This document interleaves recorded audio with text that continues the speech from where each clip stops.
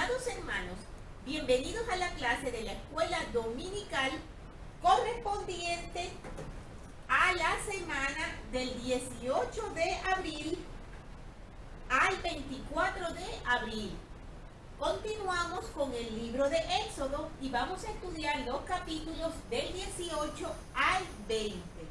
Y nuestra clase se titula Todo lo que Jehová ha dicho, haremos. Esta es una clase muy especial, hermanos, donde vamos a tratar en profundidad algo muy importante y es los 10 mandamientos. Antes de comenzar a desarrollar esta clase, hermanos, quería hacer un pequeño paréntesis, un poco para hacer mención a la clase de la semana anterior, que no la subí como clase tal completa, pero sí quiero hacer un comentario acerca de ella, porque era una clase muy especial y muy hermosa que no era exclusivamente del Antiguo Testamento, porque como sabemos, el domingo celebramos con gran gozo la Pascua de Resurrección, y esa clase se titulaba así, Pascua de Resurrección, y decía: destruirá a la muerte para siempre, refiriéndose a nuestro Salvador. Entonces, quería yo hacer mención a algunos puntos con respecto a esa clase y algunas lecciones que podemos aprender. Entre esas lecciones tenemos que gracias a que el Salvador venció la muerte, también nosotros viviremos de nuevo. Que podemos hallar paz y gozo por medio de la expiación del Salvador. Y también que mediante su expiación, Jesucristo tiene poder para ayudarnos a vencer el pecado, la muerte, las pruebas y las debilidades. No quería dejar de dar, hermanos, al menos una pequeña parte de esa clase, porque me parece muy importante que profundicemos mucho en la expiación del Salvador, en todas las bendiciones que han sucedido para el género humano, para todo el mundo, el sacrificio que hizo Jesucristo, nuestro Salvador. Y me parece que es importante que profundicemos con ello, que no lo haremos en esta clase, solo mencionaremos algo, pero en esa clase tenemos muchas escrituras para poderlas estudiar. Yo lo que quería hacer mención es que cuando hablamos de la expiación del Salvador, muchas veces la entendemos desde una perspectiva muy limitada. Parece que hablásemos solamente desde el punto de vista que el Salvador pues nos dio la bendición de poder resucitar. Y que su expiación solamente se limita a eso, a que podemos resucitar, a que Él murió por nuestros pecados. Pero a veces me doy cuenta, hermanos, porque en mi caso fue así también, que antes de profundizar en las Escrituras, me di cuenta que no entendía muchas cosas de lo que todo ello implica. Nunca aquí en esta vida como mortales vamos a poder lograr alcanzar todo el conocimiento. Las cosas del Señor son bien profundas y solo Él nos puede ayudar a entenderlas. Y muchas no las vamos a entender aquí en la tierra, pero algunas es importante que destaquemos. Y una de ellas es la amplitud de lo que significa la expiación del Salvador. Hay un mensaje en el Centro de Estudios Religiosos de la Universidad de Brigham Young que me gusta mucho y les invito a que lo busquen. Ese mensaje se titula, Si no Cristo te anime, por Bram Wilcox. El hermano Wilcox dice lo siguiente: para muchas personas el mensaje de la Pascua de Resurrección cae en oídos sordos. El elder Gerald Lund dijo: qué triste es que Dios amó tanto al mundo que dio a su Hijo unigénito, pero el mundo es tan ciego y apático que no les importa. Se alejan del don como si no tuviera consecuencia alguna. Y eso lamentablemente es cierto, hermanos. Entonces el hermano Wilco menciona que a él le preocupa mucho que el mensaje de la Pascua de Resurrección no solamente caiga en oídos sordos, porque cuando decimos en oídos sordos, personas que no quieren escuchar, sino también en oídos desanimados. Esos oídos desanimados, hermanos, somos muchos en los cuales estamos en situaciones, estamos pasando por momentos en nuestras vidas que son difíciles y parece que no logramos interiorizar el mensaje del Salvador y todo lo que significa su sacrificio expiatorio para nosotros. El elder Wilcox dice, el mensaje de la Pascua es que Cristo no vino para degradarnos, sino para elevarnos. Muchas veces vemos al Salvador, vemos todo lo que Él ha hecho por nosotros, vemos su perfección y nos desanimamos, ¿verdad? Decimos, es que yo tengo tantos defectos y me equivoco tanto, es imposible que yo siquiera pueda asemejarme en un poquitito a mi Salvador. Pero estas palabras que hemos mencionado son muy importantes. No vino para degradarnos, sino para elevarnos. Por eso es importante que entendamos la expiación de Jesucristo, por lo menos en todo lo que podamos. Él en ese mensaje, que es bastante largo, no lo puedo leer todo porque como mencioné, esto solo es un paréntesis de esa clase anterior, menciona 3 casos muy interesantes para ejemplificar cómo actúa el Salvador, cómo actúa su expiación en nosotros. Él ejemplifica en unos misioneros desanimados porque uno de ellos menciona que no lograban llevar el evangelio a las personas y que éstas se bautizaran, que tenían muy poco bautismo, mientras que habían otros misioneros que lograban mucho. Y uno de estos misioneros se sentía desanimado y estaba empeñado en decirle a su compañero que algo hacían mal, que seguramente les faltaba orar, que seguramente no se levantaban lo suficientemente temprano, que seguramente no iban a las suficientes casas. Y eso me sonaba a mí misma y a nosotros mismos en general. Siempre decimos, algo falta, no estoy haciendo algo bien. Aunque me esté esforzando al máximo, algo no hago bien porque no logro los resultados que quiero.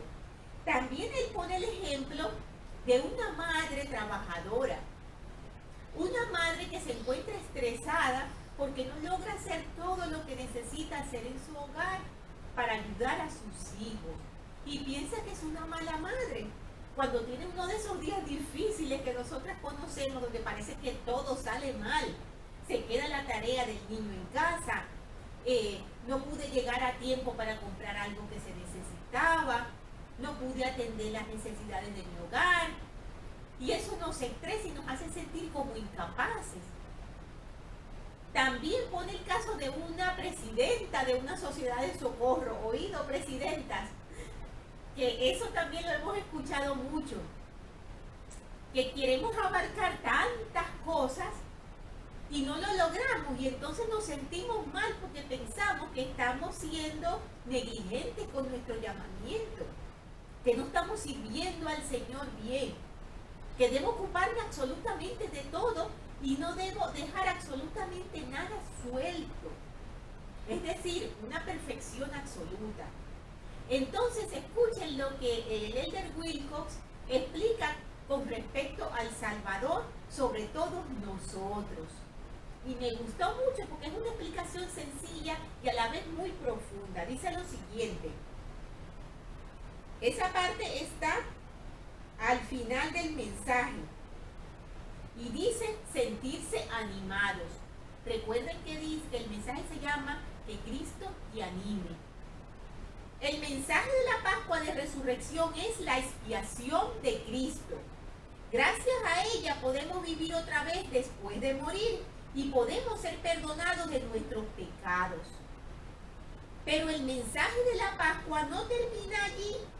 Debido a la expiación podemos ser consolados en nuestras tristezas y aflicciones. Pero el mensaje de la Pascua tampoco termina allí. A causa de la expiación, al final podemos llegar a ser como Jesús. Esta idea confiere un gran significado a las palabras de Mormón, que Cristo te anime, que las tenemos en Mormón 9:25. La palabra anime significa levantar o elevar a una posición mayor, pero también significa subir en rango o condición. Cristo eleva nuestra condición cuando nos acercamos a Él. Al entender su gracia, al experimentar su transformación y al hallar las esperanzas que solo Él puede dar. Al misionero desanimado le decimos: anímate, Cristo te levantará. Las bendiciones no son solamente para los que andan la milla extra. Las bendiciones mejoran cada milla. La gracia no es un premio para el digno, sino el poder para llegar a ser digno. A la madre ocupada le decimos: no te desanimes, Cristo te levantará. No nos enfoquemos tanto en marcar la lista de las cosas por hacer que nos olvidemos del por qué Dios nos dio la lista primeramente. No somos actos humanos, nos llaman seres humanos. Dios sabe que el llegar a ser toma tiempo y que algunos días son mejores que otros. A la presidenta de la Sociedad de Socorro del 200% le decimos: gracias por sus esfuerzos sinceros, pero recuerde que no están trabajando solamente para Dios, sino que están trabajando con Él.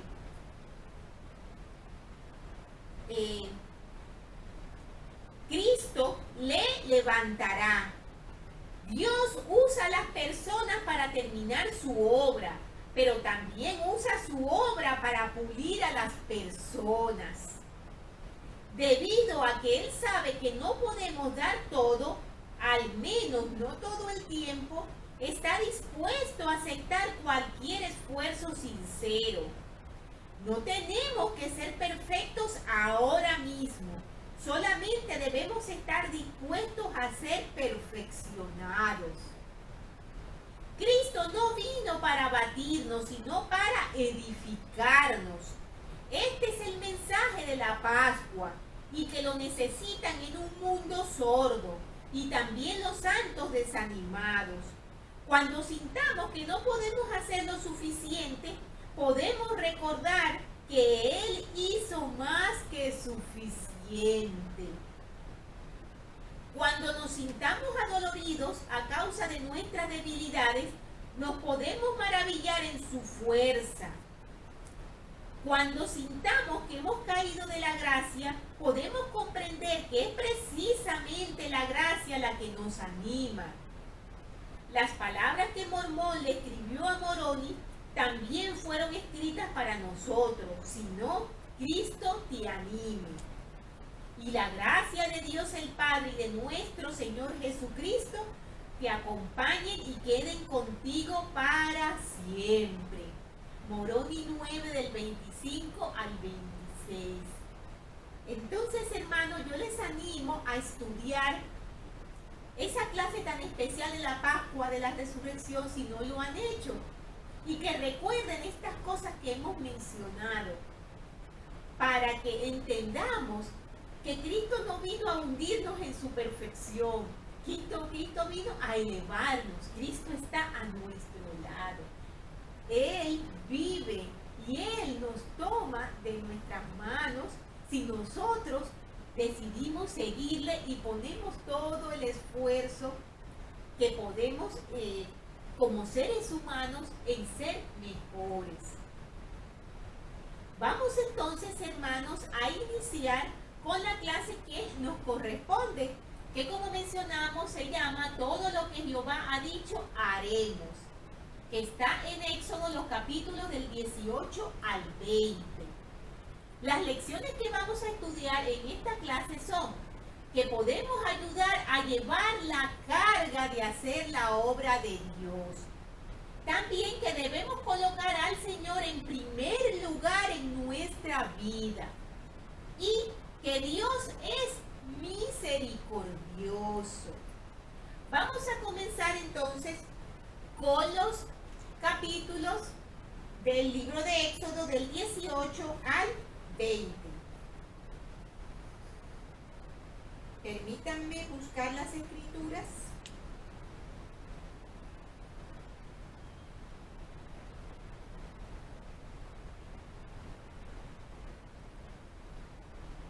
Muy bien. En Éxodo 18 nos dice en el cabecero del capítulo: Jetro trae a la esposa e hijos de Moisés y ofrece sacrificios a Jehová. Moisés toma el asiento judicial y oye todos los casos. Jetro aconseja a Moisés que enseñe la ley y que nombre jueces menores y les delegue el poder.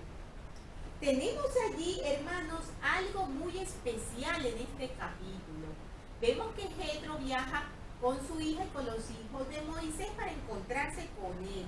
Y nos dice: y oyó Jetro, sacerdote de Madián, suegro de Moisés, todas las cosas que Dios había hecho por Moisés y por Israel y su pueblo, y cómo Jehová había sacado a Israel de Egipto. Jetro, como nos dicen aquí, sacerdote de Madián. En la revelación moderna nos señala que Jetro poseía el sacerdocio de Melquisedec. Tenemos que aquí nos explican que Jetro, cuando llegó a encontrarse con Moisés, lo encontró bastante como agobiado de cosas. Tenía muchísimas cosas sobre él. Pasaba muchísimo tiempo atendiendo los problemas individualmente de todos los israelitas. Y entonces mencionan que Jetro le dio un consejo a Moisés muy especial. Él le dijo que necesitaba delegar. Él le dijo que necesitaba organizarse. Y Moisés, que era un hombre tan humilde como lo mencionamos al principio cuando comenzamos a hablar con él, hizo algo muy bueno.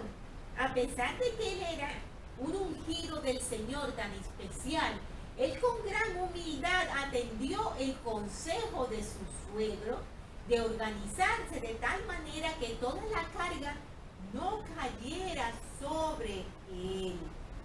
Vamos a leer ahora un poquito acerca del comentario de estos versículos que están aquí. Ustedes pueden leer en el Éxodo 18 los consejos que le dio Jetro específicamente. Él le dijo que pusiera jueces.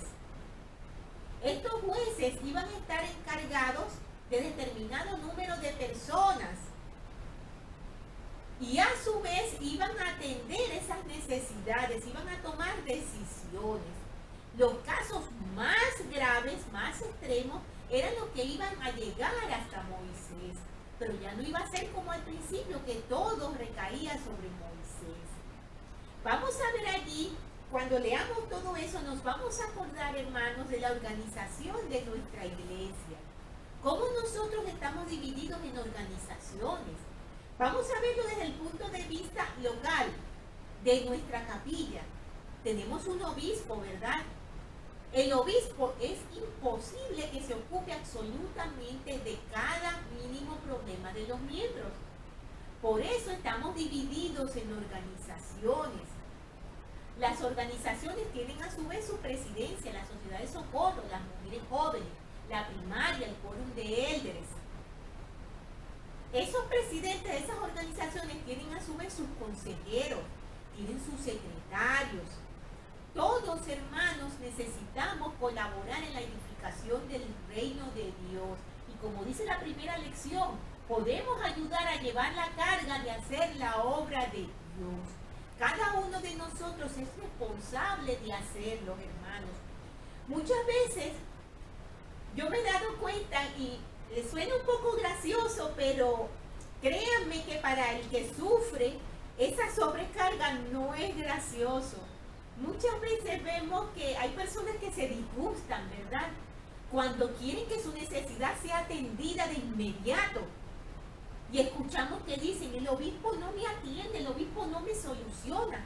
La presidenta de la Sociedad de Socorro no me ha dado la ayuda que necesito. Y la necesito ya. Hermanos, recordemos que cada uno de los que trabajamos en la iglesia somos seres humanos. Cada uno tenemos una vida, tenemos una familia. Tratamos de magnificar nuestros llamamientos, pero no somos perfectos, ni podemos abarcarlo absolutamente todo en un instante. A veces necesitamos tiempo. Sí, me dirán, hay personas que no lo magnifican. Bueno, hermano, esas son cosas que están entre esas personas y el Señor. Pero en términos generales, tratamos de esforzarnos en hacer lo mejor que podamos. Pero necesitamos ayuda, necesitamos comprensión, necesitamos de las oraciones de cada uno de los miembros. Entonces mencionamos que Jetro le dio una serie de consejos a Moisés para que él hiciera algo mejor, más organizado, y él pudiera no tener esa carga tan pesada sobre él completa. Como nos dice en el 25, y escogió Moisés hombres de virtud de todo Israel, y los puso por cabeza sobre el pueblo, jefes de millares, de centenas, de 50 y de 10, y juzgaba al pueblo en todo tiempo. Los asuntos difíciles los traían a Moisés, y ellos juzgaban todo asunto pequeño. Y despidió Moisés a su suegro, y éste se fue a su tierra. Entonces, en el comentario de ese versículo, de ese capítulo, tenemos que Jetro hizo una valiosa contribución a Moisés al sugerir una organización de líderes sobre las unidades de 10, 50, 100 y 1000 individuos, a fin de enseñar y juzgar al pueblo en todos los asuntos, excepto los más difíciles. Estos serían pasados por medio del sistema de cortes menores a las más altas, si fuera necesario, hasta llegar a Moisés, que estaba a la cabeza. Moisés mostró una gran humildad digna de ser alabada y también sabiduría al aceptar el consejo del viejo sacerdote. En Doctrinas y Convenios 136 podemos ver el uso moderno del mismo tipo de organización. En la traducción de José Smith de Éxodo 18:1 dice que Jetro era sumo sacerdote de Madián, confirmando así lo que aparece en Doctrinas y Convenios 84 del 6 al 7, que Jetro tenía el sacerdocio de Melquisedec. Continuando entonces, hermanos, con el capítulo 19, nos dice que Jehová hace convenio de hacer de Israel un tesoro especial, un reino de sacerdotes y un pueblo santo. El pueblo se santifica, Jehová aparece en Sinaí en medio de fuego, humo y temblores. Y nos dice en el versículo 3, Moisés subió hacia Dios y Jehová lo llamó desde el monte diciendo, así dirás a la casa de Jacob y anunciarás a los hijos de Israel. Vosotros visteis lo que hice a los egipcios y cómo llevé sobre alas de águila y os he traído a mí. Ahora pues, si dais oídos a mi voz y guardáis mi convenio, vosotros seréis mi especial tesoro sobre todos los pueblos, porque mía es toda la tierra. Y vosotros me seréis un reino de sacerdotes y un pueblo santo. Estas son las palabras que dirás a los hijos de Israel. Y todo el pueblo respondió a una y dijeron, todo lo que Jehová ha dicho haremos, como dice el título de nuestra clase. Y Moisés refirió a Jehová las palabras del pueblo. Y Jehová le dijo a Moisés, ve al pueblo y santifícalos hoy, y mañana laven sus vestidos. Y estén preparados para el día tercero, porque al tercer día Jehová descenderá a la vista de todo el pueblo sobre el monte Sinaí, y señalará límites al pueblo alrededor, diciendo: guardaos, no subáis al monte ni toquéis sus límites, cualquiera que tocar el monte de seguro morirá. El Señor, hermanos, tenía el deseo de hablar a Moisés y al pueblo y de ser visto por ellos. Lamentablemente, el pueblo israelita aún no estaba preparado para ello. Y aunque hubo un esfuerzo por hacer esa santificación que el Señor pidió, cuando leamos estos versículos en nuestros hogares con más detenimiento, veremos que la gente empezó a llenarse de temor. No querían, tenían miedo de ver a Dios. Y entonces el Señor, al ver que ellos no estaban preparados, puso límites. El Señor entonces mencionó que no debían subir, pero les permitió escuchar su voz. Vamos a leer un comentario acerca de esos acontecimientos que tenemos allí en el capítulo 19. Tenemos que Moisés procuró diligentemente santificar a los de su pueblo a fin de que pudieran ver la faz de Dios. Si hubieran aceptado todos los privilegios que le habían sido ofrecidos y si hubieran seguido las instrucciones que los habían calificado para recibir el cumplimiento de todas las promesas de Dios, habrían sido receptores de la más grande de todas las revelaciones. Él ofreció venir a la vista de todo el pueblo y permitirles escuchar cuanto hablara con Moisés, para que supieran por sí mismos en cuanto a su voluntad y ley, y creyeran en las revelaciones futuras de Dios a Moisés, y veneraran al Señor para siempre. Podemos confrontar esta información también en Deuteronomio 4:10. Nótese la necesidad de pureza y dedicación espiritual en su preparación para esta gran experiencia espiritual. A la señal anunciada, el sonido de bocina muy fuerte, el pueblo tembló lleno de expectación y profunda reverencia, pero aparentemente no estaban plenamente preparados para presentarse ante el Señor en el monte donde Moisés estaba, pues el Señor le dijo que bajara y les advirtiese que no subieran. En el capítulo siguiente, los versículos 18 y 19, y en Doctrinas y Convenios 84, del 21 al 25, hay algunas ideas que pueden explicar esto. Les recomiendo que lean esas escrituras, hermanos. Doctrinas y Convenios 84, del 21 al 25.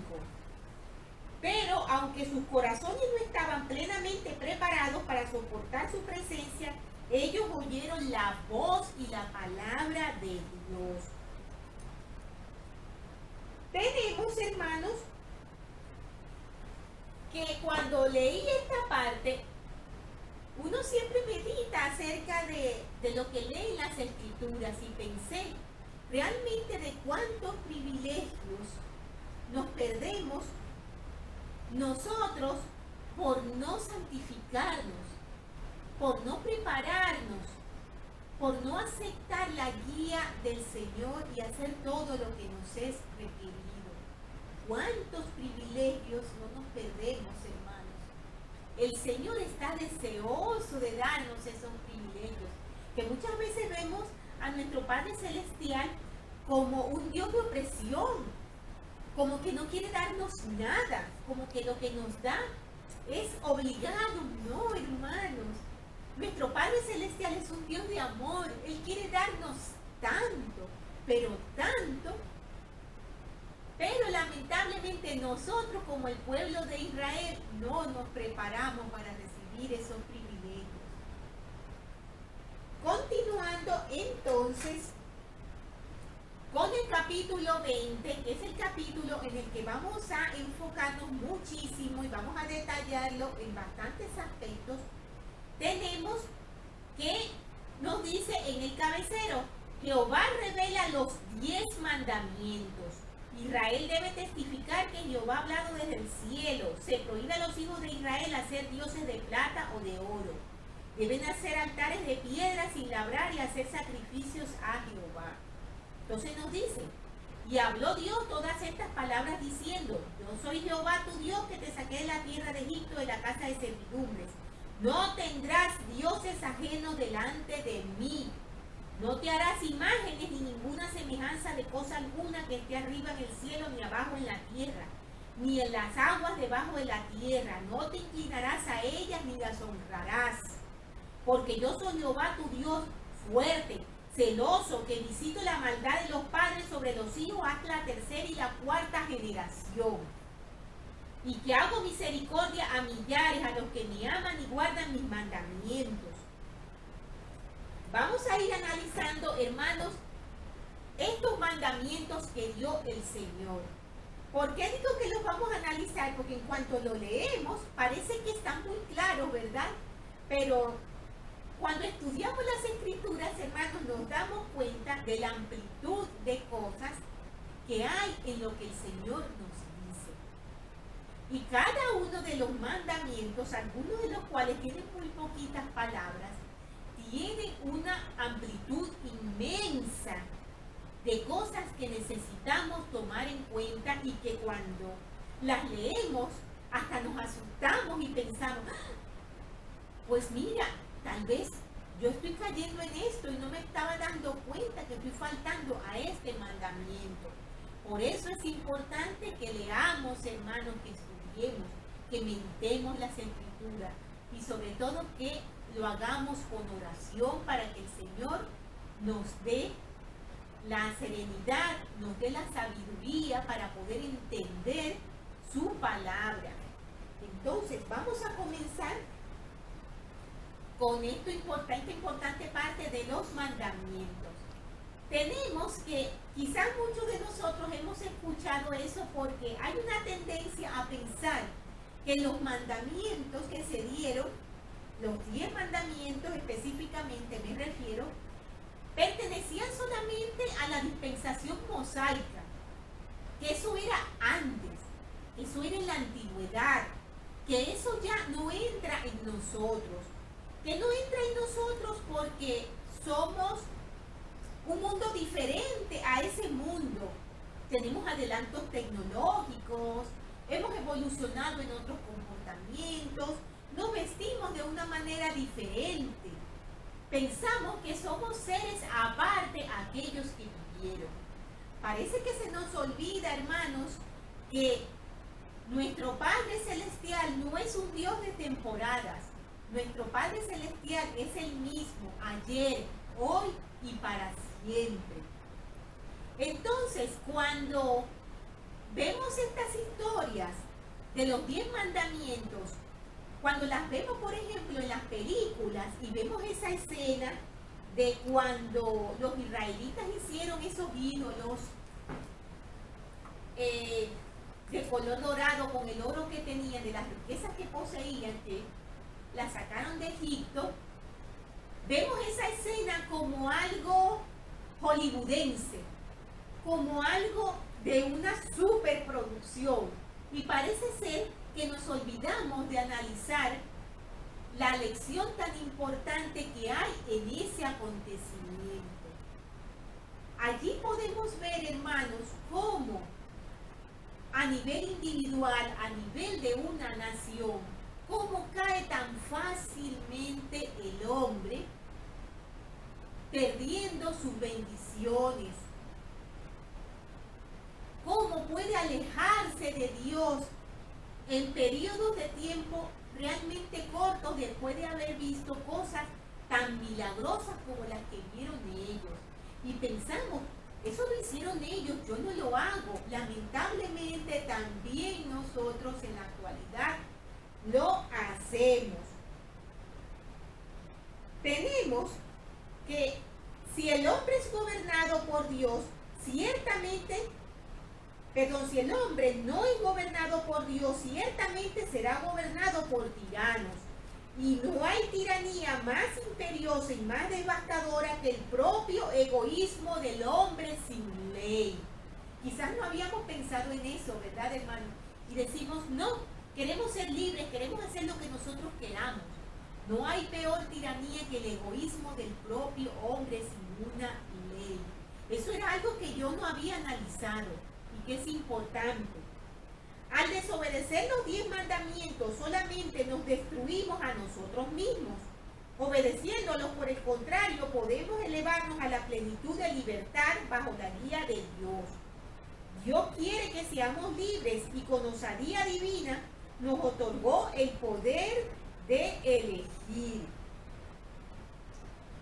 Estas palabras fueron dichas en un discurso de la Universidad de Brigham Young. Tenemos que el elder Mark Petersen dijo unas palabras muy importantes con respecto a los 10 mandamientos. Él dijo lo siguiente, presten atención. Estos mandamientos muestran al hombre en orden de prioridad las 3 facetas más importantes de su vida. Los 4 primeros mandamientos se refieren a su relación con Dios. El quinto establece la importancia de la familia y de las relaciones familiares apropiadas. Los 5 restantes regulan la revelación del hombre con sus semejantes. El hombre que se ha comprometido a perfeccionar su relación con Dios, con su familia y con sus semejantes está en camino a la perfección en todas las cosas. Así es de importante, hermanos, que obedezcamos los mandamientos. Entonces, comencemos con el primero que hemos mencionado en los primeros versículos. No tendrás dioses ajenos delante de mí. El primer mandamiento enseña al género humano lo que debe ser más importante en su vida. Si Dios no está primero, entonces todo lo demás se ve afectado. Nada en la vida, ni siquiera algo tan precioso como la familia o la vida misma, puede tener más importancia para nosotros que Dios. Cristo enseñó eso a sus discípulos. El que ama padre o madre más que a mí no es digno de mí. El que ama a hijo o hija más que a mí no es digno de mí. Mateo 10:37. Y en esta dispensación dijo, no temáis pues a vuestros enemigos, porque he decretado en mi corazón probaros en todas las cosas, dice el Señor, para ver si permanecéis en mi convenio hasta la muerte, a fin de que seáis hallados dignos, porque si no permanecéis en mi convenio, no sois dignos de mí. Doctrinas y Convenios 98 del 14 al 15. El mandamiento del Salvador fue: buscad primeramente el reino de Dios y su justicia. Mateo 6:38.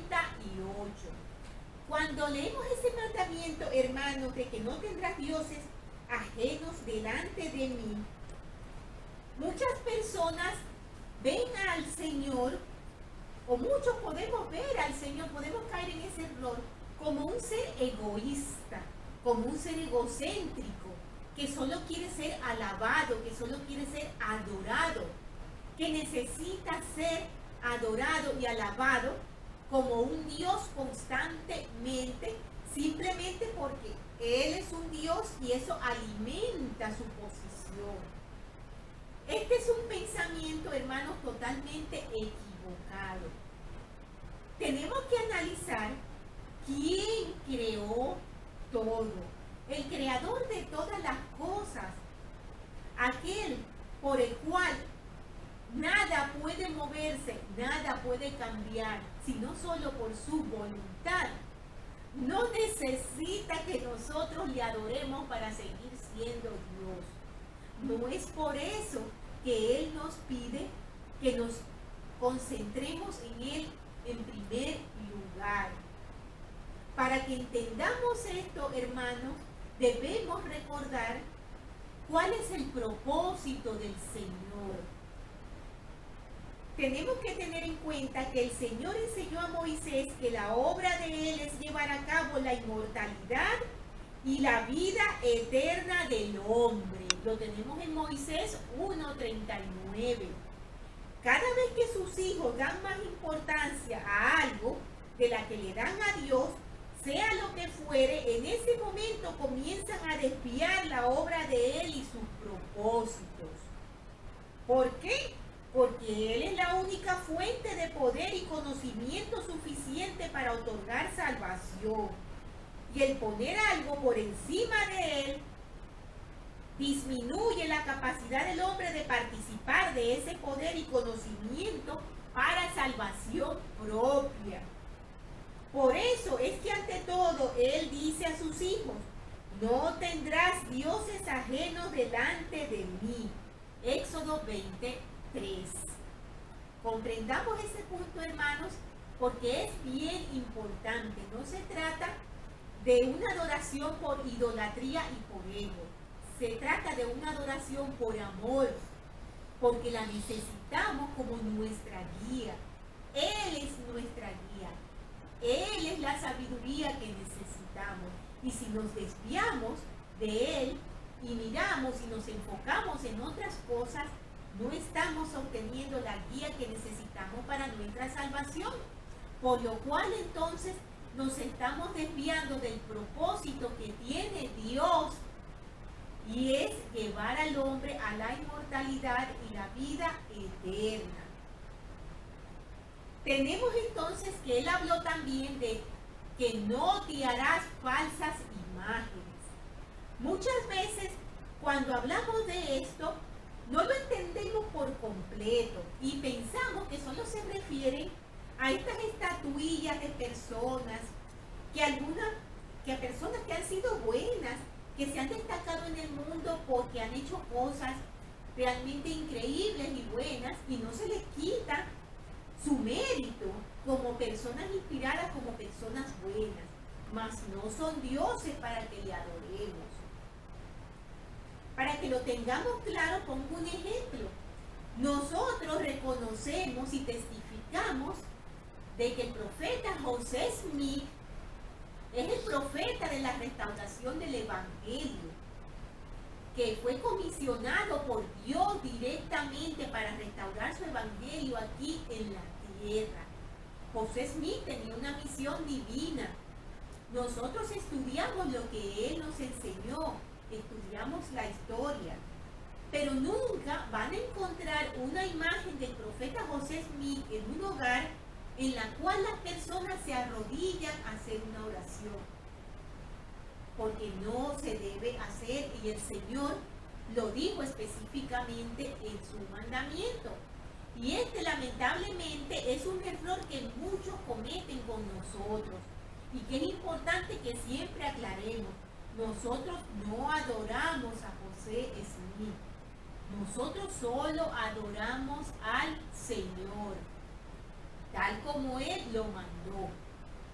Entonces, en el prefacio de Doctrinas y Convenios, el Señor dijo que una de las características del mundo moderno era que todo hombre anda por su propio camino y en pos de la imagen de su propio Dios, cuya imagen es a semejanza del mundo y cuya sustancia es la de un ídolo. Eso lo tenemos en Doctrinas y Convenios 1:16. En cuanto a la idolatría, el elder Spencer Kimball dijo lo siguiente: presten atención, hermanos, porque por eso he mencionado que los mandamientos tienen un trasfondo y una profundidad más grande de lo que vemos solamente en el número de palabras que contienen. Sin embargo, la idolatría que más nos preocupa es la adoración consciente a otros dioses. Algunos son de metal, de terciopelo, de cromo, de madera, de piedra y de ricas telas. No son hechos a imagen de Dios o del hombre, sino que se elaboran para proporcionar al hombre comodidad y deleite, para satisfacer sus caprichos, ambiciones, pasiones y deseos. Algunos carecen de forma física alguna y pues son intangibles. Entonces el presidente Kimball nos da algunos ejemplos. Hay muchas personas que primero construyen y amueblan una casa y compran su automóvil Y entonces descubren que no les alcanza para pagar su diezmo. ¿A quién están adorando? Tendríamos que preguntarnos, ¿verdad? Ciertamente no es al Señor de los cielos y de la tierra, pues servimos a quienes amamos y damos nuestra primera consideración al objeto de nuestro afecto y deseo. ¿Ven el peligro, hermanos? Sin darnos cuenta.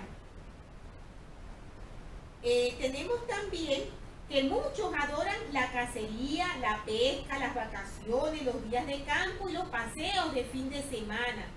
Otros tienen como ídolos a las actividades deportivas, el béisbol, el fútbol, las corridas de toros, o el golf. Estas actividades en la mayoría de los casos interrumpen la adoración del Señor y el prestar servicio para la edificación del reino de Dios. La afición hacia estas cosas no parecen cosa grave a los participantes, sin embargo indican dónde ellos están depositando su fidelidad y su lealtad. Otra imagen que los hombres adoran es la del poder y la del prestigio. Muchos huellan los pies los valores espirituales y con frecuencia los valores éticos en su ascenso al éxito. Estos dioses de poder, riqueza y prestigio son sumamente exigentes y son tan reales y verdaderos como los becerros de oro de los hijos de Israel en el desierto. Sobre todas estas cosas, hermanos, que estamos mencionando y muchas más, muchos detalles más, pueden encontrarlos en el libro del presidente Spencer W. Kimball, que se llama El milagro del perdón, en las páginas del 38 al 40, para quienes quieran profundizar un poco en ello, que es importante porque lamentablemente aquí por tiempo no podemos detallar tanto. Luego hemos mencionado otra cosa también, hermano. Hemos mencionado en los versículos acerca del celo de Dios. Y podemos pensar, pero vamos a ver, no se nos ha enseñado siempre que ser celoso es malo, que celar no es un buen sentimiento. Entonces, ¿cómo es que el Señor dice que Él es un Dios celoso? ¿Qué significa esto? Porque Él menciona esa característica, pero sin embargo esa característica se dice que no es mala, se dice que es mala. Hermanos, esta característica, cuando el Señor se refiere a ella, no es como nosotros lo entendemos, al celo, aquí podemos reírnos un poquito, al celo romántico, al celo que nos puede llevar a la envidia, a la codicia. No. Aquí se refiere, la palabra celo en el Señor se refiere a una profundidad muy grande de sentimientos. La raíz hebrea kana significa ardor, celo o celos. El Señor posee sentimientos profundos y firmes con relación a la idolatría. La razón parece clara. El único poder para salvar de los brazos del pecado a la humanidad está en Dios. Toda adoración falsa, por lo tanto, se interpone entre el pecador y ese poder. Como Dios ama a sus hijos y desea solamente su mayor bienestar eterno, es celoso, es decir, tiene sentimientos profundos con relación a cualquier inclinación a la adoración falsa que aquellos puedan tener, para que comprendamos mejor lo que quiere decir el Señor con el celo, la profundidad de sus sentimientos, su preocupación hacia nosotros cuando nos desviamos a la fuente equivocada, donde no vamos a encontrar nuestra salvación.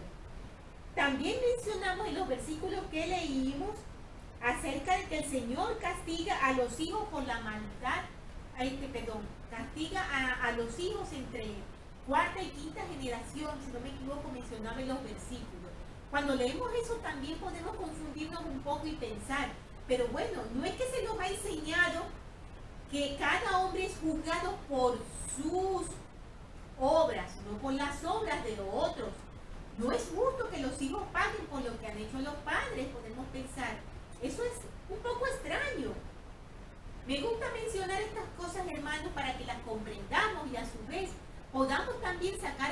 esa duda a otras personas. El Señor, cuando menciona esto, no se refiere a que Él va a castigar a los hijos de todas estas personas que han pecado y que van a cargar ellos con las culpas de sus padres. No. El Señor se refiere a que si esos hijos siguen el ejemplo de sus padres e insisten en copiar esa conducta pecaminosa, esa conducta de iniquidad, el Señor entonces va a derramar sobre ellos los castigos que merecen. Es esto lo que quiere decir el Señor. Luego tenemos en el 7 el versículo que dice: no tomarás el nombre de Jehová tu Dios en vano, que es otro mandamiento, porque no dará por inocente Jehová al que tomara su nombre en vano. Este tema, hermanos, de tomar el nombre de Dios en vano también es muy extenso. ¿Por qué? Porque cuando mencionamos no tomaremos el nombre de Dios en vano, pensamos que solo nos referimos a que estamos hablando con una persona y no vamos a decirle por decir algo, mira, vamos a jurarle por el Señor que no haremos tal cosa o que cumpliremos en tal cosa. Y que eso es lo que abarca, no tomarás el nombre de Dios en vano. Es mucho más que eso, hermano. Lamentablemente en nuestro comportamiento cotidiano no nos damos cuenta de las muchas veces que esto podemos hacerlo, de tomar el nombre de Dios en vano, quizás sin una malicia, quizás hasta sin darnos cuenta. Pero es importante que nos demos cuenta y que corrijamos eso. El elder Lee Grant Richard dijo lo siguiente: es difícil entender cómo un individuo puede acercarse verdadera y sinceramente a Dios en oración, buscando una bendición de su mano, y al mismo tiempo ser tan irrespetuoso como para tomar en vano el nombre de Él. La profanidad es incompatible con la reverencia. Ciertamente, en este momento crítico en la historia de nuestra nación, cuando tenemos necesidad de la ayuda de Dios, deberíamos asegurarnos de no ofenderlo con nuestra forma de hablar. Hay un aspecto más que debe considerarse con relación al mandamiento de evitar tomar el nombre de Dios en vano. Escuchen esto con atención, hermanos. El establecimiento de convenios y juramentos con Dios es parte integral del Evangelio, y cuando nos bautizamos, hacemos el convenio de tomar sobre nosotros el nombre de Cristo, como nos dicen Doctrinas y Convenios 20:37. Si se olvida ese juramento solemne hecho al momento del bautismo, se ha tomado en vano el nombre del Señor. Ante el altar del templo, hombres y mujeres solemnes juran sujetarse a convenios sagrados. Si al abandonar esos templos viven como si las promesas no tuvieran ningún significado, violan el tercer mandamiento aunque no hayan hablado cosas profanas. Quienes participan todas las semanas de la Santa Cena y lo hacen sin considerar a fondo el significado de tomar sobre sí el nombre del Señor, lo están tomando en vano. Tal liviandad con respecto a las cosas sagradas constituye vanidad a la vista de Dios. El Señor mismo dijo en la revelación moderna: por tanto, cuídense todos los hombres de cómo toman mi nombre en sus labios, porque he aquí, de cierto os digo que hay muchos que están bajo esta condenación, que toman el nombre del Señor y lo usan en vano sin tener autoridad. Doctrina y Convenio 63 del 61 al 62. Hermanos, esto que hemos mencionado es importantísimo también. Cuando yo leí sobre esto, en mí resonaron mucho las palabras del profeta José Smith cuando nos mencionaba que una persona no se puede salvar en la ignorancia. ¿Se dan cuenta, hermanos, cuántos detalles y cuántas cosas podemos pasar por alto sin darnos cuenta? Por eso necesitamos estudiar las Escrituras. Luego tenemos el versículo que nos habla acerca del día de reposo, que es otro mandamiento, el 8. En el versículo 8 nos dice, acuérdate del día de reposo para santificarlo. 6 días trabajarás y harás toda tu obra, mas el séptimo día es reposo para Jehová tu Dios. No harás en él obra alguna, tú ni tu hijo, ni tu hija, ni tu siervo, ni tu criado, ni tu bestia, ni el extranjero que está dentro de tus puertas. Y nos habla allí un poquito más en profundidad también del mandamiento. Entonces tenemos que este mandamiento, hermanos, tiene un doble propósito, que es fomentar tanto el trabajo como la adoración. El mandamiento es trabajar 6 días y descansar el séptimo. Fíjense, yo nunca lo había visto desde ese punto de vista. Por supuesto, el Señor también está fomentando nuestro deber de trabajar, de ganarnos el pan con el sudor de nuestra frente. Nos dice, 6 días trabajarás y el séptimo descansarás. En otras partes de las Escrituras, el perezoso es condenado y el trabajador es ensalzado. Doctrinas y Convenios 42. También en 56:17 y en otras escrituras más. Este tema, hermanos, del día de reposo también es bastante profundo. Les quiero mencionar algunas cosas con respecto al día de reposo que también nos puede sorprender y algunos nos puede hacer sentir mal. Tenemos que cada semana encontramos gente que en actitud desafiante lleva adelante su trabajo y actividades recreativas en el día del Señor. Hay muchas tiendas abiertas, establecimientos abiertos, lo vemos cada domingo. Las playas, parques y otros lugares de diversión están más concurridos que nunca los días domingos. Las familias tienen sus reuniones en parques y en lugares de recreo en las montañas. Algunos hombres de negocio cierran sus oficinas, pero usan los días de reposo para ir a los arroyos, a pescar y a las montañas para cazar. Las mujeres limpian la casa y hacen otras tareas hogareñas. Otros se van de excursión. En los restaurantes y lugares de venta de comida lista para llevar trabajan casi frenéticamente. Semana tras semana el día de reposo es profanado y la ley de Dios es desafiada. Recordemos, hermanos, que honrar el día de reposo tiene muchas promesas maravillosas que realmente se cumplen en nuestras vidas cuando somos obedientes.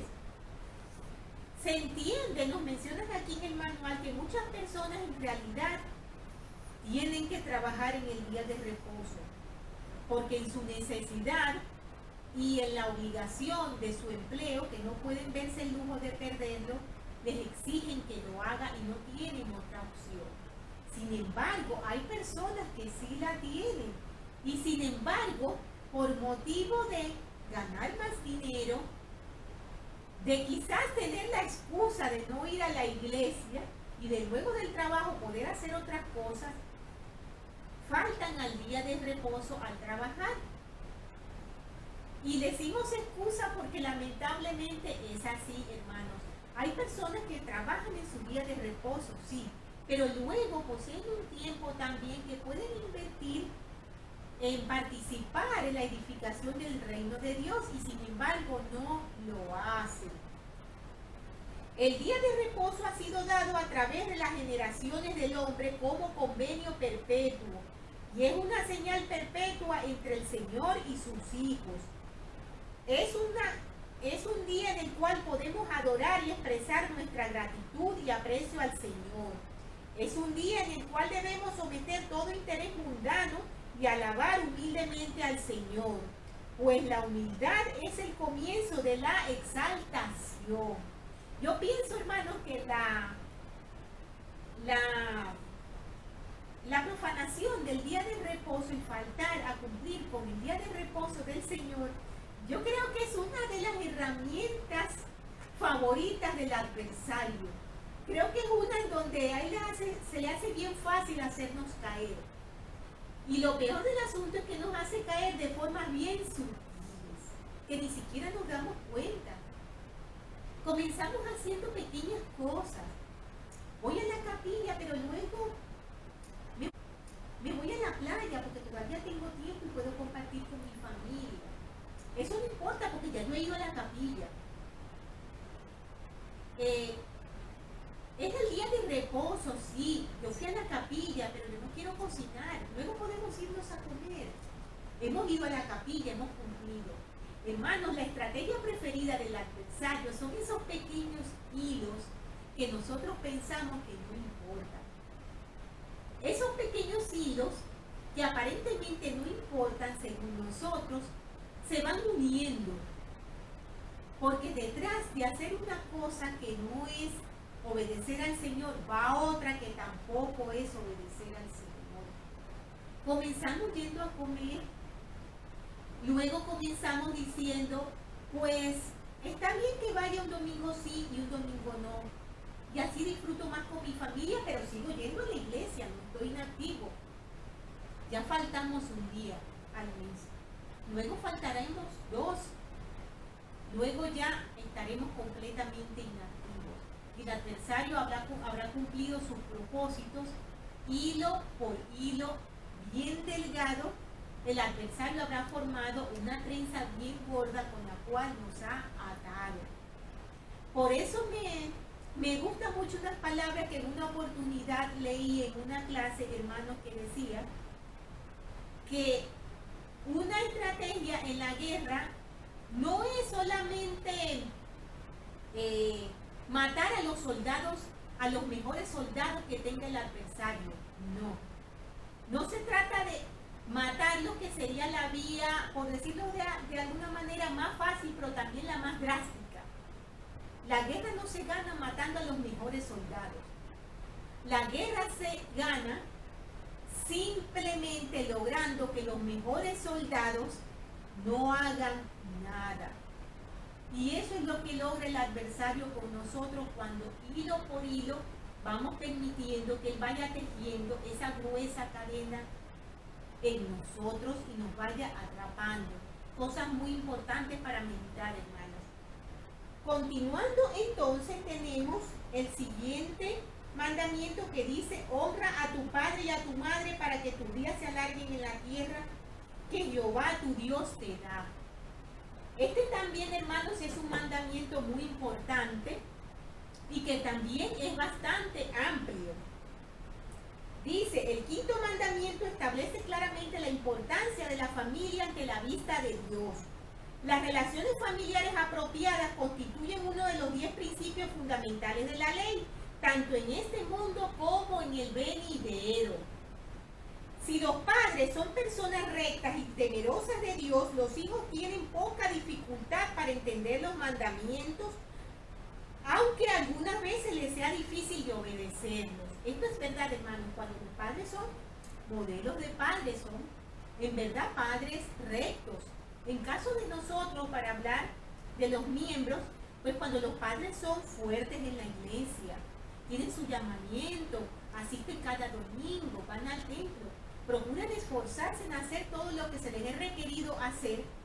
Aunque los hijos sean rebeldes, ellos reconocen la rectitud de sus padres. Y pues se les hace más fácil entender este mandamiento. Porque lo hemos escuchado decir, ¿verdad?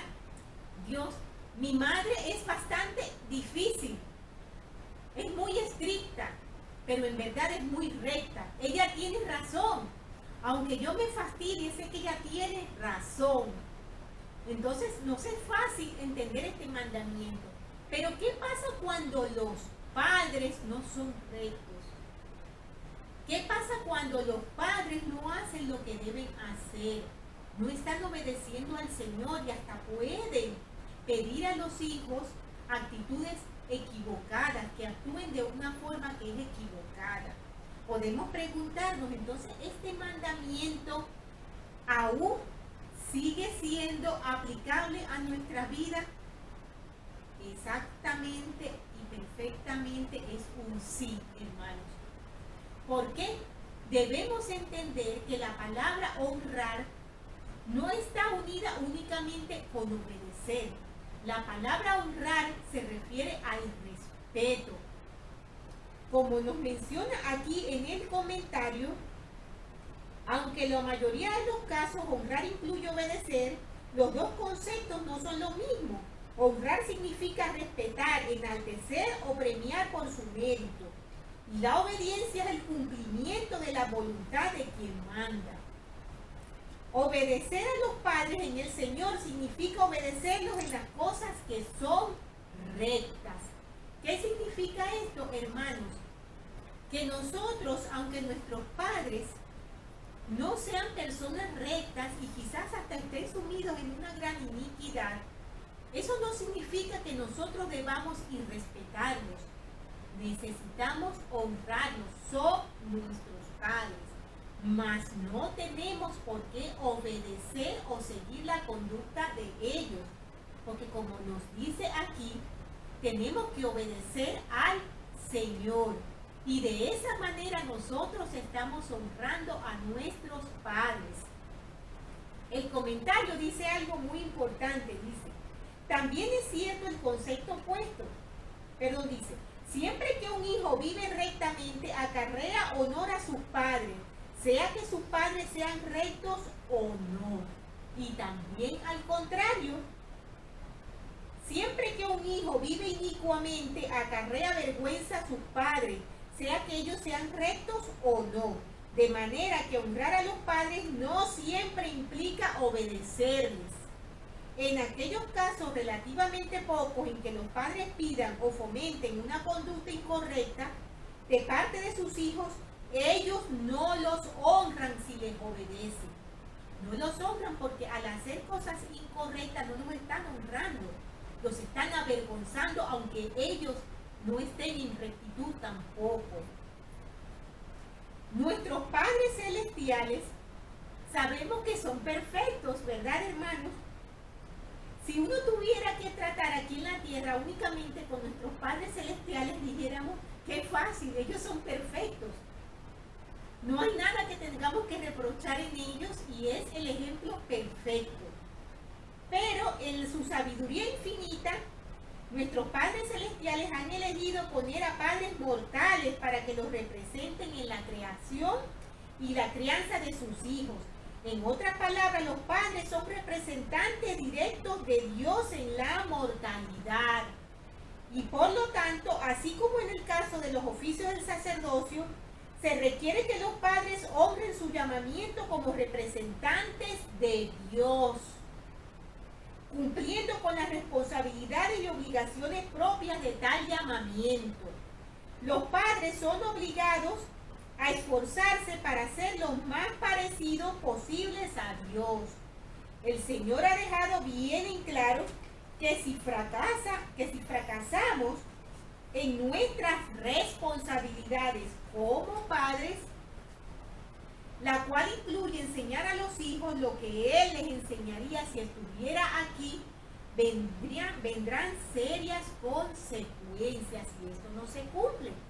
Esto lo tenemos en Doctrinas y Convenios 68 del 25 al 31 y en Doctrinas y Convenios 93 del 39 al 44. Entonces, si los padres no cumplen con las responsabilidades de su llamamiento, y naturalmente ningún padre puede hacerlo perfectamente, son responsables ante Dios. Pero esta circunstancia no quiere decir que por eso los hijos ya no tengan la obligación de honrarlos. Ya hemos explicado el significado de la palabra honrar. Y nos dan aquí en el manual, hermanos, un ejemplo muy bueno acerca de esto que estamos mencionando. Y nos hablan del caso de David y de Saúl que tenemos en las Escrituras. Recordemos que Saúl había sido elegido como rey por mandato del Señor, pero Saúl, en conductas equivocadas, cayó en iniquidad y luego entonces él perdió, por orgullo y testarudez, perdió el apoyo y la protección de Dios y pecó a la final gravemente y se apartó del Señor. Entonces David fue elegido para sustituirlo como rey. Recordemos que en varias oportunidades Saúl trató de matar a David. Recordemos, hermanos, qué hacía David cuando esto ocurría. Nos dice, David rehusó levantar la mano contra Saúl. Y escuchen su respuesta, hermanos, que esta es la respuesta que todo hijo debe tener con un padre, aunque este padre no sea un padre recto. Esta fue la respuesta de David. No extenderé mi mano contra mi Señor, porque es el ungido de Jehová. Primero de Samuel 24:10. Sin lugar a dudas, Saúl había fracasado en su llamamiento, pero David sabiamente entendió que ese fracaso hacía a Saúl responsable ante Dios, no ante David. Del mismo modo, un padre puede fracasar rotundamente en su oficio y llamamiento, aún al punto en el que el hijo no pueda más seguir su ejemplo. Pero ese hijo siempre tiene la obligación de honrar a su progenitor por motivo que sigue siendo un representante de Dios. El elder Bruce McConkie declaró este principio en la forma siguiente. Los hijos vienen al estado mortal con el requisito inherente, puesto en sus almas por aquel ser que les dio vida como espíritus, de honrar a sus padres y obedecer su consejo en rectitud. Tenemos aquí, hermanos, una explicación muy importante. Luego, una parte de los versículos que leíamos nos decía que honrar a nuestros padres para que se alarguen nuestros días en la tierra. ¿Por qué dicen nuestros días en la tierra? ¿Por qué se alarga? Porque son promesas del Señor, hermanos. Cuando los israelitas estaban en todas estas historias que nosotros hemos mencionado, cuando se les daba la tierra prometida, se les hacían estas promesas de llegar a una tierra prometida, estas promesas eran condicionadas al comportamiento de ellos, a las actitudes que tomaban. Era considerada una herencia lo que ellos iban a recibir, ¿verdad? Pero era una bendición que venía por la rectitud de ellos. No era automática. Ellos debían ganarse esa bendición, dependía de su rectitud. Y cuando eran desobedientes, cuando escogían el camino de la maldad, ponían en peligro el cumplimiento de esas promesas. Entonces, tenemos que Pablo estas promesas las interpreta también de una forma muy especial, porque podemos pensar, sí, pero hay hijos que son muy buenos, pero sin embargo han muerto muy jóvenes. Siempre buscamos la contradicción, ¿verdad? Y el punto de poder discutir lo que dice el Señor. Escuchen las palabras de Pablo. Pablo interpreta la promesa como una promesa personal. Los hijos obedientes y fieles tendrán una vida larga sobre la tierra. Esto es, en la generalidad de los casos, que la vida mortal es prolongada por la obediencia a las leyes del Evangelio. Pero más particularmente y en un sentido más elevado, los que son temerosos de Dios y justos, refiriéndose a los humildes, vivirán sobre la tierra una vez más en su estado final o celestial. Doctrinas y Convenios 88 del 16 al 20.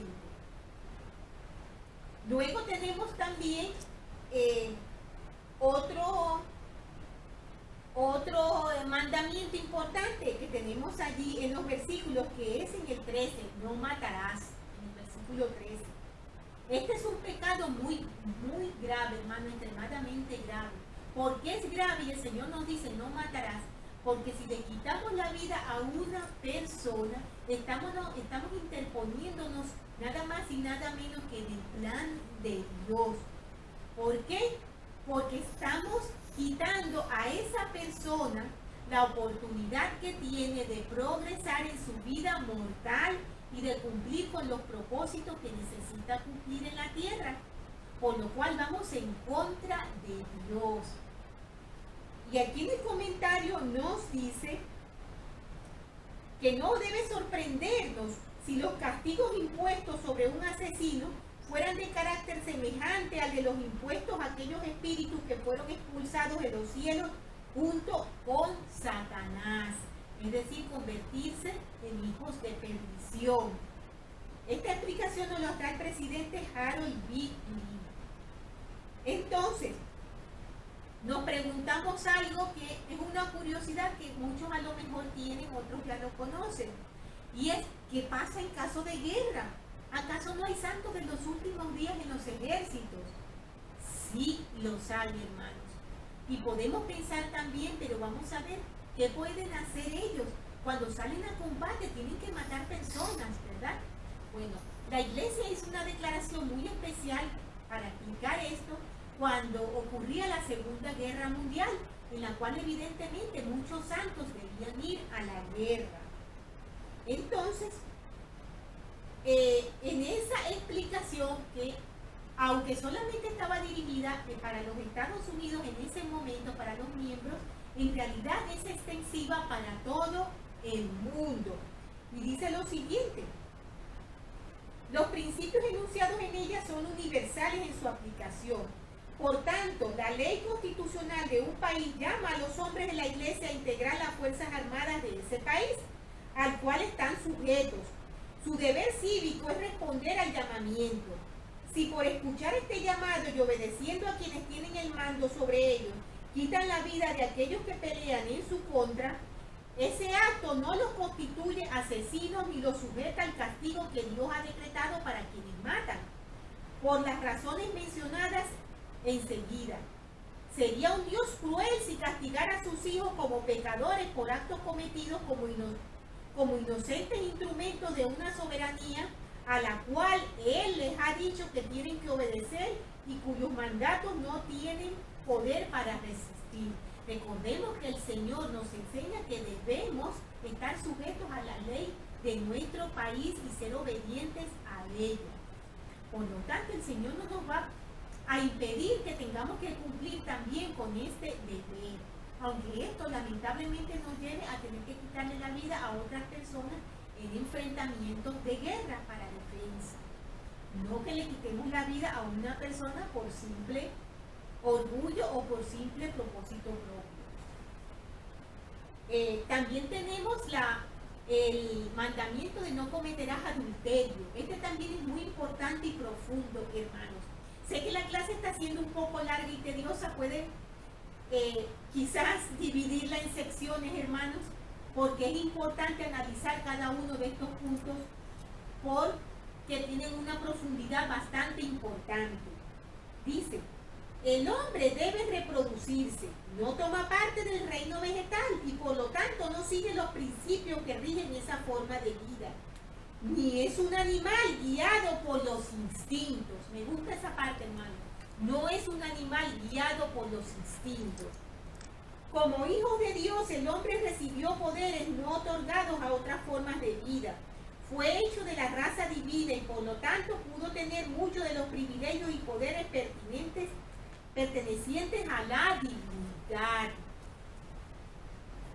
El poder de la reproducción es dado al hombre para perpetuar su especie de la misma manera que le fue dado a formas inferiores de vida. Pero en tanto que el Señor estableció leyes naturales que rigen el uso de ese poder entre las formas inferiores, leyes que los animales por su naturaleza no tienen la tendencia de quebrantar, el hombre está en una situación diferente. ¿Por qué, hermanos? Tenemos libre albedrío. Esta parte es bien importante, hermanos, y mencioné que me gusta mucho la parte que dice que no estamos sometidos a nuestros instintos como los animales, porque esta es, vamos a llamarlo excusa o explicación perfecta y más común a los pecados sexuales, a la falta de castidad.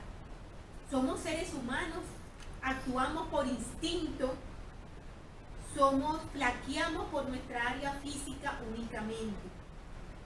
Ciertamente tenemos debilidades, hermanos, pero debemos recordar que no somos animales, que somos seres inteligentes y que fuimos creados, como nos dice al principio el comentario, con poderes y con una fortaleza diferente a la de los animales. Entonces, el hombre poseía el derecho de escoger antes de venir al mundo, y ese derecho no le fue quitado al hacerse mortal.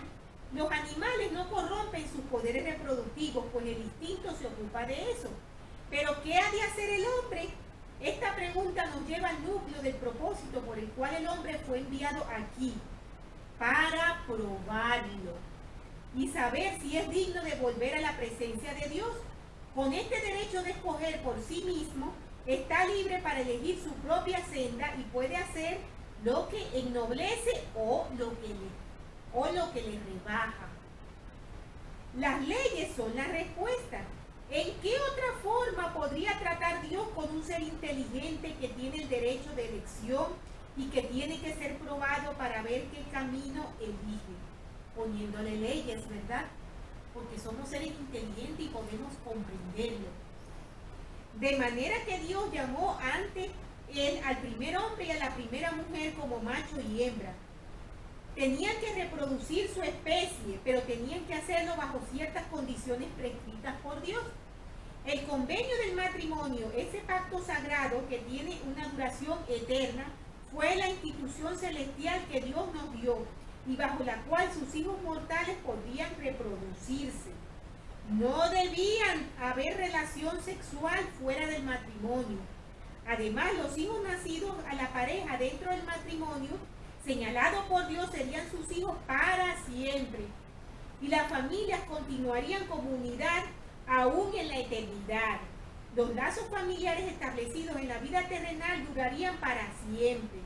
Y esto es parte del sistema del cielo transferido a la tierra. Y debe ser mantenido siempre como cosa santa. Estas fueron palabras del Elder Petersen. Y son muy importantes que las tomemos en cuenta, hermanos, y las comprendamos. El siguiente mandamiento: no hurtarás. Vemos allí que solamente son dos palabras, ¿verdad? No hurtarás. Y parece ser que simplemente significa no voy a coger un objeto que no es mío. Una vez más tenemos amplitud en este mandamiento. Está contenido solamente en dos palabras, como he mencionado, pero las implicaciones son tales que tratan de muchos aspectos de la conducta del hombre. Desde la caída de Adán y el género humano que vino después de él, recibieron el mandamiento de trabajar por su pan. Recordemos eso, ¿verdad? Cuando el hombre busca cosechar los beneficios de las labores de otro, sin compensación adecuada, comete un hurto. Así tenemos que el hurto consiste en mucho más que en solamente tomar la propiedad ajena. El presidente F.W. Kimball menciona algunas clases de hurto que quizás nos puedan sorprender. Dice: la falta de honradez viene de muchas formas: atracos a mano armada, explotación del amor y las emociones de alguien para obtener lucro. Eso también es robar. En el robo de dinero o llevarnos lo que le pertenece a los patronos, falsificación de cuentas bancarias, sacar ventaja de otros contribuyentes al erario público. Es decir, se refiere a esos manejos un poco extraños en los taxes, en el manejo de los taxes, de nuestra declaración de los taxes. Los reclamos falsos en busca de exoneraciones no justificadas, préstamos particulares u oficiales sin intención de devolverlos, declararse en bancarrota injusta e impropiamente solamente para evitar el pago de deudas pendientes, robar tiempo, dando menos de la labor honesta de trabajo de un día a cambio del pago por un día completo. A todos los hurtos y otros carentes de honradez el Señor dice: no hurtarás. Usó solamente dos palabras breves, ya que es imposible que se haya preocupado por la larga lista que tendría que hacer, que haber hecho de las distintas formas de robar, falsificar y aprovecharnos de nuestro prójimo. Así que incluyó todos los métodos existentes para tomar lo que no nos pertenece, diciendo sencillamente: no hurtarás.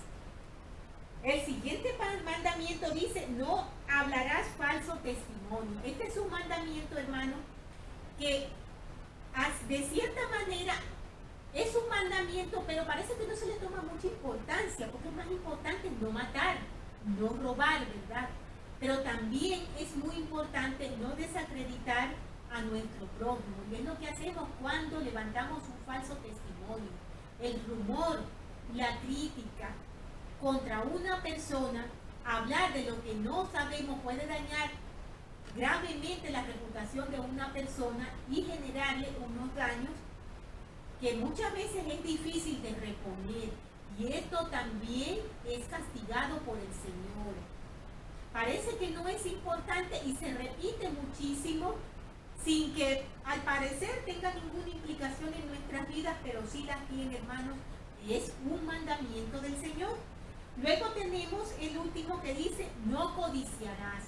Allí también tenemos dos palabras y parece que significa poco, pero significa muchísimo. Este es el último de los 10 mandamientos y si no tuviera tanta relación con los demás, algunos podrían suponer que es uno de menor importancia. Pero todos los mandamientos se interrelacionan de tal manera que no se puede desobedecer uno sin debilitar los demás.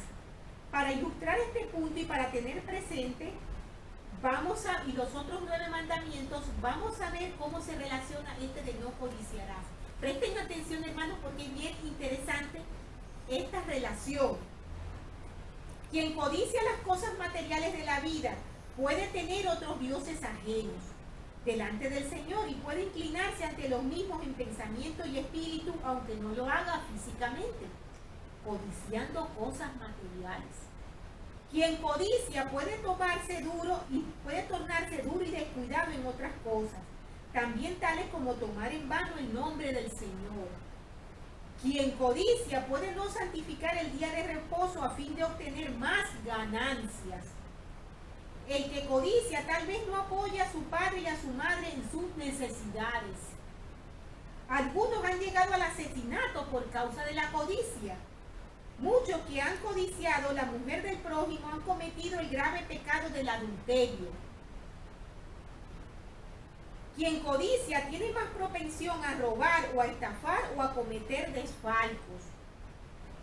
El que codicia puede dar falso testimonio a fin de obtener beneficios.